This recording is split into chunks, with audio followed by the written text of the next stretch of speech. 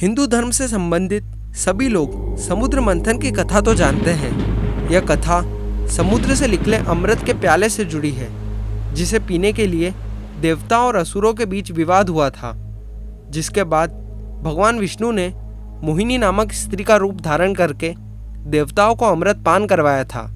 लेकिन क्या आप जानते हैं, समुद्र मंथन के दौरान अमृत के अलावा 13 अन्य वस्तुएं भी प्रकट हुई थी।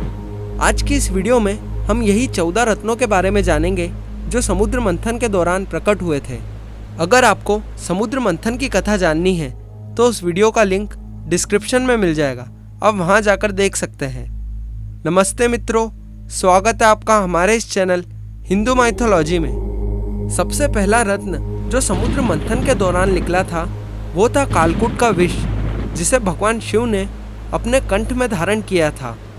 इस विष से यह तात्पर्य है कि अमृत हर इंसान के मन में स्थित है। अमृत यानी परमात्मा। अगर हमें अमृत की इच्छा है तो सबसे पहले हमें अपने मन को मथना होगा। जब हम अपने मन को मथेंगे तो सबसे पहले बुरे विचार ही बाहर निकलेंगे। यही बुरे विचार विष है। हमें इन बुरे विचारों को परमात्मा को समर्पित कर देना चाहिए। दूसरा रत्न जो समुद्र मंथन के दौरान निकला था वो थी कामधेनु, अग्निहोत्र यज्ञ की सामग्री उत्पन्न करने वाली गाय। इसलिए ब्रह्मवादी ऋषियों ने उसे ग्रहण कर लिया। कामधेनु प्रतीक है मन की निर्मलता का, क्योंकि विष निकल जाने के बाद मन निर्मल हो जाता है। ऐसी स्थिति में ईश्वर तक पहुंचना और भी आसान हो जाता है। तीसरा रत्न जो समुद्र मंथन के दौरान निकला वो था उच्च श्रवा घोड़ा।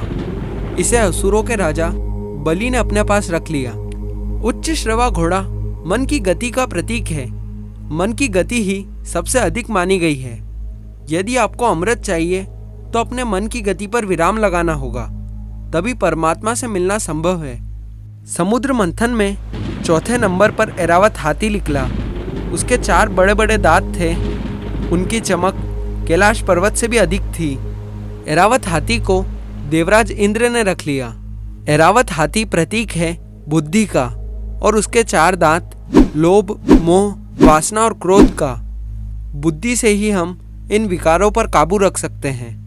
5वें नंबर पर समुद्र मंथन में से कौस्तुभ मणि निकली, जिसे भगवान विष्णु ने अपने हृदय में धारण कर लिया। कौस्तुभ मणि प्रतीक है भक्ति का। जब आपके मन से सारे विकार निकल जाएंगे तब भक्ति ही शेष रह जाएगी। यही भक्ति भगवान ग्रहण करेंगे। समुद्र मंथन में 6ठे क्रम में निकला इच्छाएं पूरी करने वाला कल्प वृक्ष। इसे देवताओं ने स्वर्ग में स्थापित कर दिया। कल्प वृक्ष प्रतीक है आपकी इच्छाओं का। अगर आप अमृत प्राप्ति के लिए प्रयास कर रहे हैं तो अपनी सभी इच्छाओं का त्याग कर दें। मन में इच्छाएं होंगी तो परमात्मा की प्राप्ति संभव नहीं।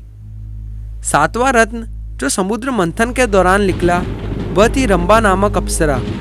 वह सुंदर वस्त्र व आभूषण पहने हुई थी। उसकी चाल मन को लुभाने वाली थी।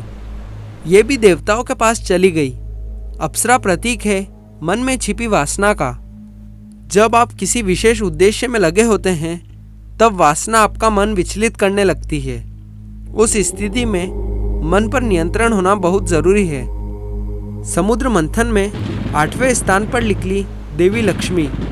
असुर, देवता, ऋषि आदि सभी चाहते थे कि लक्ष्मी उन्हें मिल जाए, लेकिन देवी लक्ष्मी ने भगवान विष्णु का वरण कर लिया। देवी लक्ष्मी प्रतीक है धन, वैभव, ऐश्वर्य व अन्य सांसारिक सुखों का। जब हम अमृत प्राप्त करना चाहते हैं, यानी कि परमात्मा की प्राप्ति चाहते हैं, तो सांसारिक सुख भी हमें अपनी ओर खींचते हैं।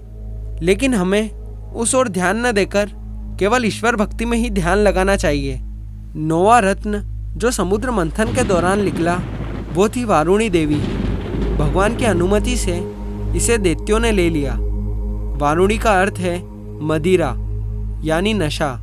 यह भी एक बुराई है। नशा कैसा भी हो, शरीर और समाज के लिए बुरा ही होता है। परमात्मा को पाना है तो सबसे पहले नशा छोड़ना होगा, तभी परमात्मा से साक्षात्कार संभव है। समुद्र मंथन में 10वें स्थान पर चंद्रमा निकला। चंद्रमा को भगवान शिव ने अपने मस्तक पर धारण कर लिया। चंद्रमा प्रतीक है शीतलता का। जब आपका मन बुरे विचार, लालच, वासना, नशा आदि से मुक्त हो जाएगा, उस समय वह चंद्रमा की तरह शीतल हो जाएगा। परमात्मा को पाने के लिए ऐसा ही मन चाहिए। ऐसे मन वाले भक्त को परमात्मा की प्राप्ति होती है। 11वां रत्न जो समुद्र मंथन के दौरान निकला वो था पारिजात वृक्ष। इस वृक्ष की विशेषता यह है कि इसे छूने से थकान मिट जाती है। यह भी देवताओं के हिस्से में गया। वैसे देखा जाए तो समुद्र मंथन से पारिजात वृक्ष के निकलने का अर्थ सफलता प्राप्त होने से पहले मिलने वाली शांति है। जब आप परमात्मा रूपी अमृत के इतना निकट पहुंच जाते हैं तो आपकी थकान स्वयं ही दूर हो जाती है और मन में शांति का एहसास होता है। समुद्र मंथन में 12वें स्थान पर 5 जन्य शंख निकला। इसे भगवान विष्णु ने ले लिया। शंख को विजय का प्रतीक माना गया है, साथ ही इसकी ध्वनि बहुत शुभ मानी जाती है। जब आप परमात्मा रूपी अमृत से एक कदम दूर होते हैं तो मन का खालीपन ईश्वरीय नाद यानी स्वर से भर जाता है। इसी स्थिति में आपको ईश्वर का साक्षात्कार होता है।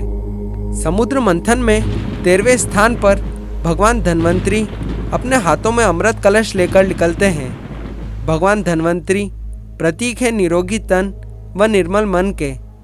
जब आपका तन निरोगी और मन निर्मल होगा तभी इसके भीतर आपको परमात्मा की प्राप्ति होगी। और अंत में समुद्र मंथन में से अमृत निकला। इन 14 रत्नों का अर्थ है 5 कर्मेंद्रियाँ, 5 जनेंद्रियाँ तथा अन्य 4 मन, बुद्धि, चित्त और अहंकार। इन सभी पर नियंत्रण करने के बाद परमात्मा की प्राप्ति होगी। आपको ये जानकारी कैसी लगी कमेंट सेक्शन में ज़रूर बताएं। और अगर ये वीडियो पसंद आई हो तो इसे लाइक करें और हमारे चैनल को सब्सक्राइब करें। मिलते हैं अगली वीडियो में।